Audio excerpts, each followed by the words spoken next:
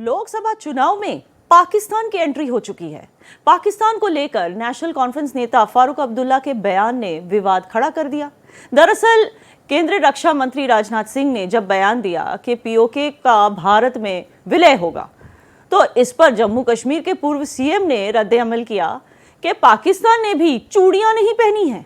ऐसे में सवाल यह है कि चुनावी घमासान के बीच भारतीय सियासत में पाकिस्तान को कवर फायर क्यों मिल रही है? वोट बैंक के लिए ये इंडी गठबंधन के नेता पाकिस्तानी बोल क्यों बोल रहे हैं?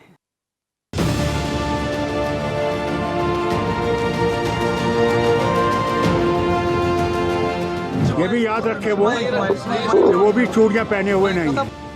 ये बोल किसी पाकिस्तानी नेता के नहीं, बल्कि जम्मू कश्मीर के पूर्व मुख्यमंत्री और नेशनल कॉन्फ्रेंस के अध्यक्ष फारूक अब्दुल्ला के हैं। एक चुनावी रैली को संबोधित करते हुए फारूक अब्दुल्ला ने विवादित बयान दे डाला। दरअसल रक्षा मंत्री राजनाथ सिंह के पीओके को लेकर दिए गए बयान के जवाब में फारूक अब्दुल्ला ने कहा कि पाकिस्तान ने चूड़ियां नहीं पहन रखी हैं। उनके पास एटम बॉम्ब है जिसे पाकिस्तान भारत पर गिरा सकता है। डिफेंस मिनिस्टर कह रहे हैं तो करें, हम कौन से रोकने वाले हैं? हमें तो पहुंचेंगे नहीं। ये भी याद रखे वो भी चूड़ियां पहने हुए नहीं, याद रखिएगा। उनके पास भी एटम बम है, याद रखिएगा। और अफसोस यह है कि वो एटम बम हमारे ऊपर ही गिरेगा। बता दें कि राजनाथ सिंह ने हाल ही में कहा था कि भारत को पीओके पर बलपूर्वक कब्जा करने की जरूरत नहीं है, क्योंकि कश्मीर में हो रहे विकास को देखकर वहां के लोग खुद भारत से जुड़ना चाहते हैं।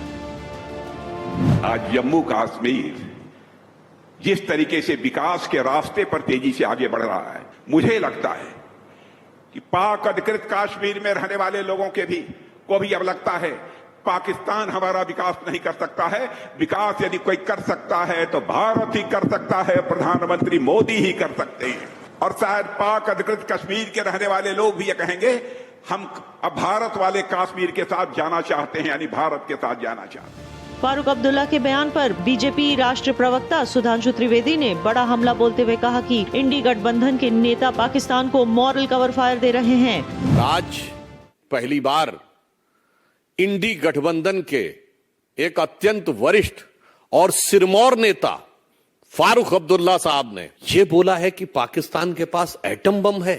यानी जो वहां के कभी शायद इक्का दुक्का मौकों पे छोड़ के वहां के किसी सीरियस नेता ने नहीं बोला, इंडी गठबंधन के सिरमौर नेता वो बोल रहे हैं। सीनियर अब्दुल्ला की टिप्पणी से हंगामा मच गया है।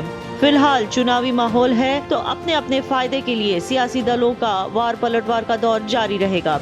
Bureau report, Bharat express.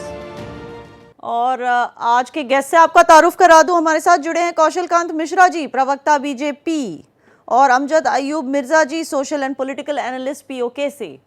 कौशल कांत मिश्रा जी, पाकिस्तान की तरफ से नेहरू जी की तारीफें, राहुल गांधी के लिए इतना एहतराम, कांग्रेस गठबंधन की तरफ से पाकिस्तान की गलतियों पे पर्दा डालना, कभी अजमल कसाब की वकालत, कभी अफजल गुरु की वकालत।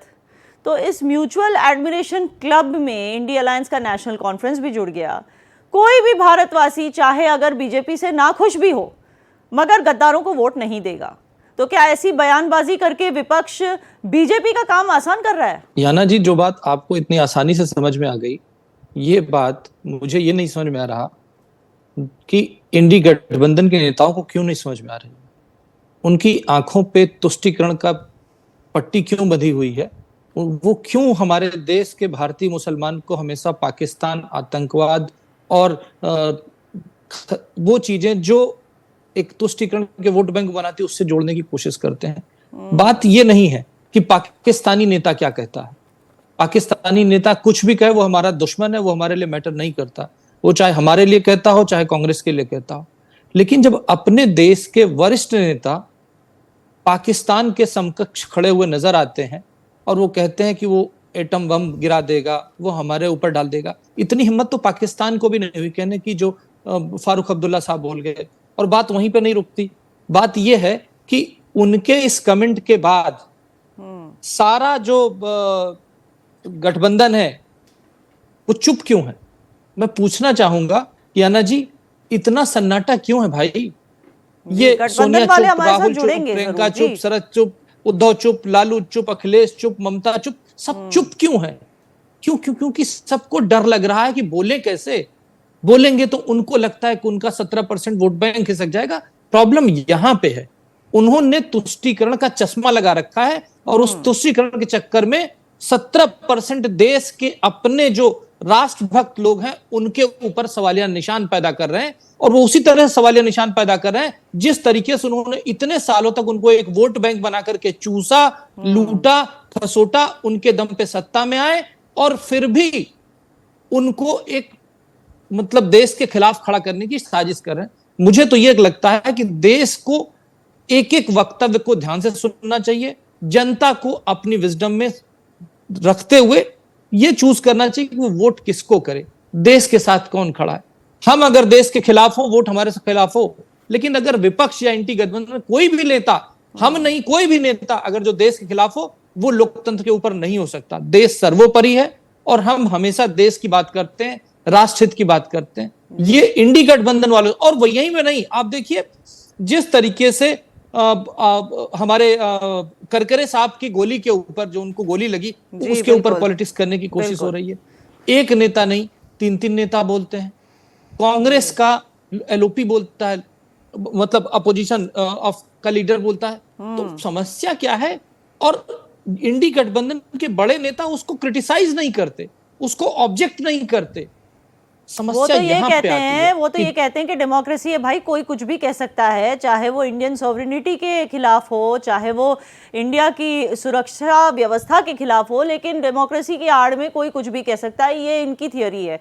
अमजद साहब, याना जी, अगर देश ही नहीं रहेगा, तो डेमोक्रेसी कहाँ बचेगी? बिल्कुल अमजद साहब, डेमोक्रेसी कहाँ रहेगी? आप पीओके से बिलोंग करते हैं, अमजद अयूब मिर्जा साहब, क्या वाकई में सच बात है जैसे राजनाथ सिंह जी ने कहा कि भारतीयों की अखंड भारत की मुराद पूरी हो जाएगी और जंग भी नहीं होगी, इस जंग की गुंजाइश नहीं है?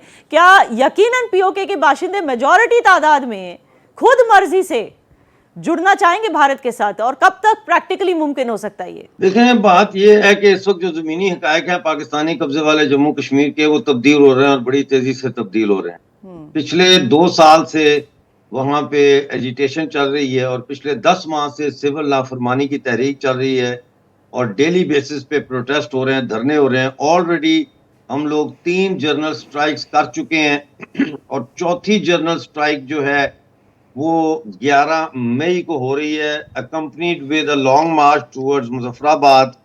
और फिर मुजफ्फराबाद में जो कानून साज असम्बली है, उस कानून साज असम्बली के बाहर धरना दिया जाएगा इनडेफिनेट पीरियड के लिए, राइट। तो ये जो सूरत हाल है, इस सूरत हाल में पाकिस्तान से पंजाब कॉन्स्टेबलरी भी पहुंच चुकी है कश्मीर पीओजेके में, और जो है ये एफसी भी पहुंच चुकी है। जगह जगह फौज ने पोजीशनें संभाल ली हैं, मतलब है बाग शहर और रावला कोट, कोटली, मीरपुर, हर जगह पे जो पब्लिक स्पेसेस है वहां पे फौज आ गई। ऐसे लगता है जैसे पाकिस्तानी ऑक्युपाइड जम्मू कश्मीर जो है it is territory under seize. कल इन्होंने मुजफ्फराबाद में फ्लैग मार्च करके लोगों को डराने की कोशिश की है। अब देखें, 5 दिन से ये रॉयट पुलिस की ट्रेनिंग हो रही है, उसमें स्मॉल मशीन गन का इस्तेमाल, hand grenade, tear gas shell, दूसरा जो मार्टर गोले, ये मारने की और इसकी ट्रेनिंग उनको दी जा रही है। अब बात ये है कि हमें तो जाहिर है ये अब्दुल्ला या मुफ्तीज के ऊपर ना कभी पहले भरोसा था ना आज है। इन्होंने तो हमारे लिए कभी आज तक आवाज नहीं उठाई। तो आज भी मैंने उनकी पूरी तकरीर सुनी है, उसमें उन्होंने इस्लाम का कवर लिया है और मुसलमान और इस्लाम और अल्लाह ये को बीच में वो लेके आते रहे हैं और एक कम्युनल जो तड़का है उन्होंने अपनी तकरीर को लगाया। और जाहिर है ये लोग पाकिस्तान के वफादार हैं, ये तो कभी भी भारत के वफादार नहीं थे, ये तो कश्मीरियों के वफादार नहीं है। अगर होते तो हम लोगों के लिए आवाज उठाते। आखिर ये वफादार है किसके? हमारे साथ फैज डीजू भी जुड़ चुके हैं, प्रवक्ता हैं पीपल्स कॉन्फ्रेंस के। फैज डीजू, कश्मीर की आवाम एक जिम्मेदार गवर्नेंस के लिए तरस गई है, मगर सियासी मुखालिफ जब ऐसी गद्दारों वाली भाषा बोलते हैं, पाकिस्तान को साफ साफ दावत दी जा रही है कि आए हम पे एटम बॉम्ब गिराएं, क्या इससे कश्मीर के साथ साथ पूरे भारत की सुरक्षा स्थिति बिगड़नी जाएगी? बहुत बहुत शुक्रिया याना जी, आपने मेरे को दावत दी यहाँ पे। टू बिगिन विद, आपका एक कमेंट था जहां पे आपने कहा कि अगर ये किसी के वफादार नहीं है तो आखिर ये वफादार है किसके। मैं I just quickly respond to that. You have to understand कि ये वो लोग हैं जो इक्तदार की गलाजत में डूब चुके हैं। फारूक अब्दुल्ला साहब वो शख्स हैं, when he is in power आप उनका एक अलग रूप देखेंगे, when he is out of the power आप उनका एक अलग रूप देखेंगे। और आज जो आप उनका रूप देख रहे हैं वो आउट ऑफ द पावर वाला रूप है। तो आज वो ऐसी स्टेटमेंट्स यूज करते हैं for our honourable defence minister Rajnath Singh ji, जो कि आप लोग जिस पे ऑलरेडी डिस्कशन कर रहे हैं।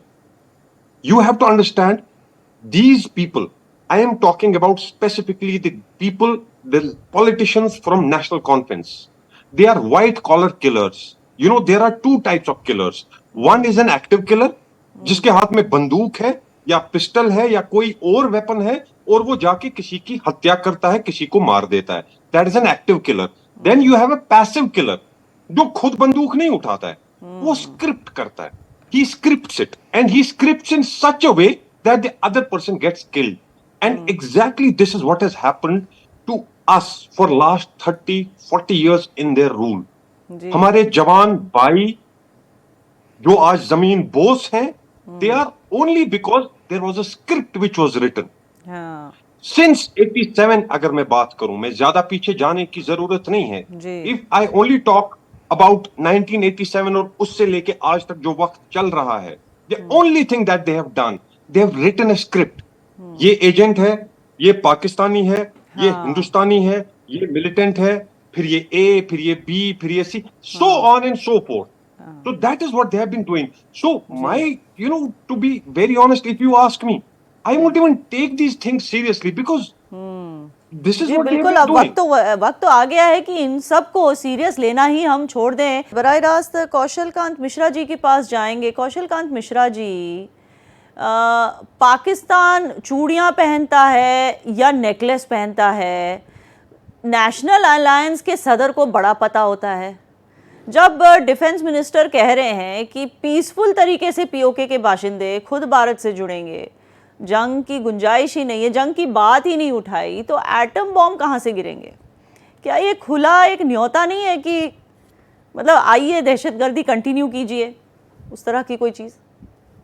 याना जी देखिए, ये अब्दुल्ला परिवार आप जो पूछ रही थी ना, ये किसके लिए कर रहे हैं? ये केवल अपने परिवार के लिए कर रहे हैं।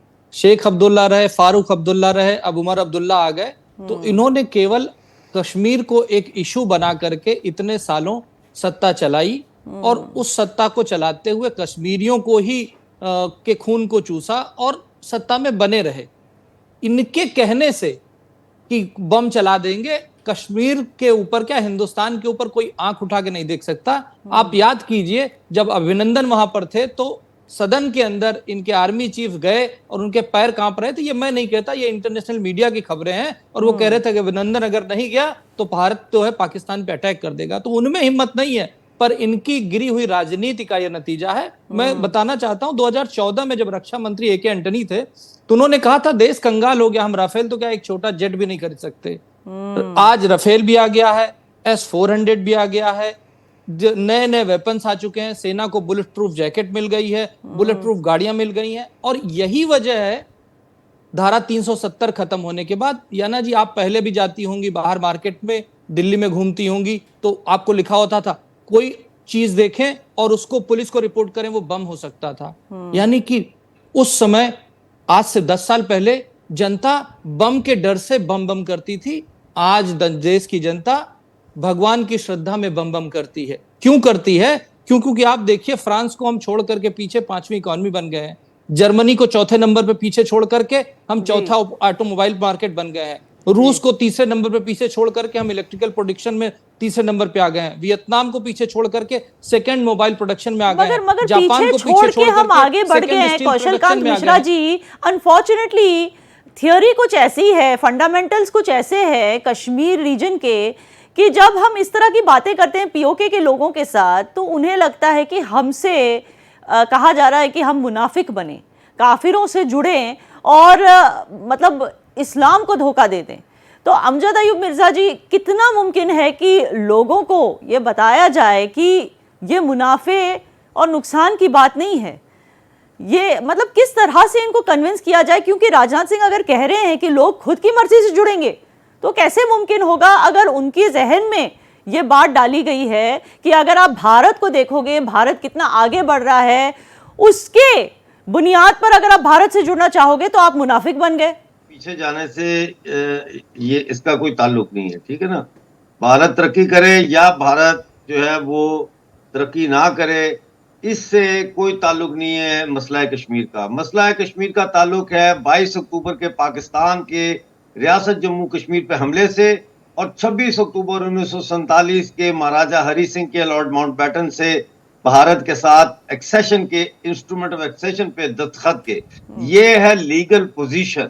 अब इस लीगल पोजीशन में जो राजनाथ साहब का बयान है कि वो कहते हैं कि कुछ नहीं करना पड़ेगा, खुद ब खुद आ जाएगा पीओके, तो मैं उनको सिर्फ इतना कहना चाहता हूं कि बगैर दाई के बच्चा पैदा नहीं होता।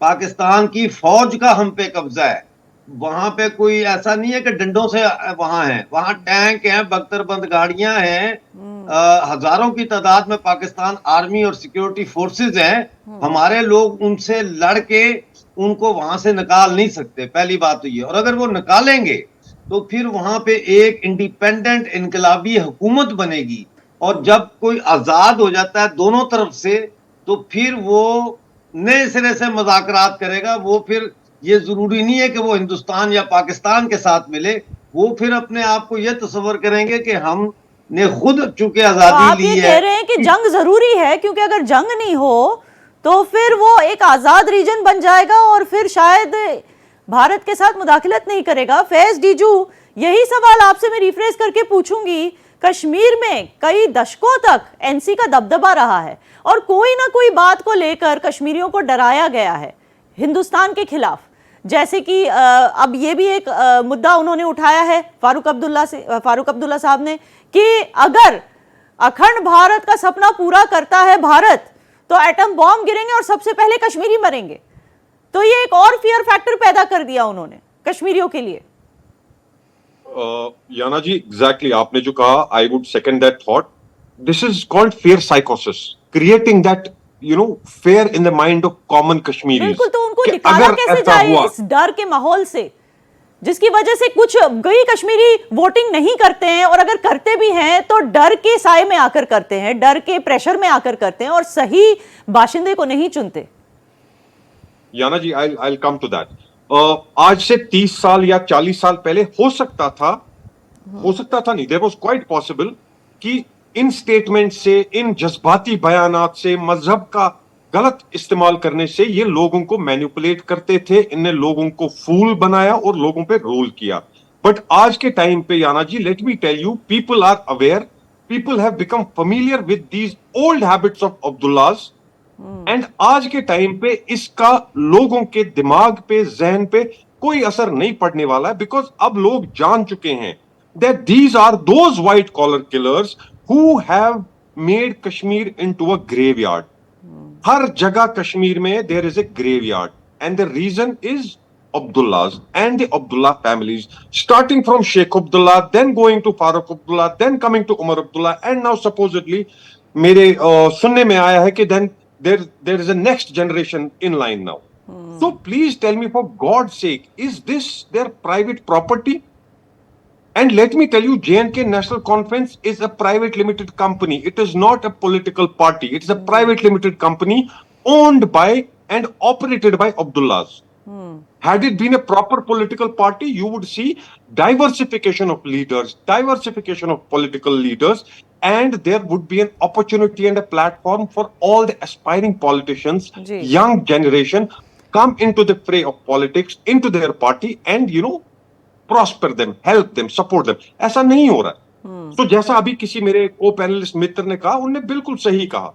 This is all these Abdullahs and all is their creation. Ji Kaushalkant Mishra ji, BJP कितनी कोशिश कर रही है कश्मीरियों के दिल से ये डर हटाने का?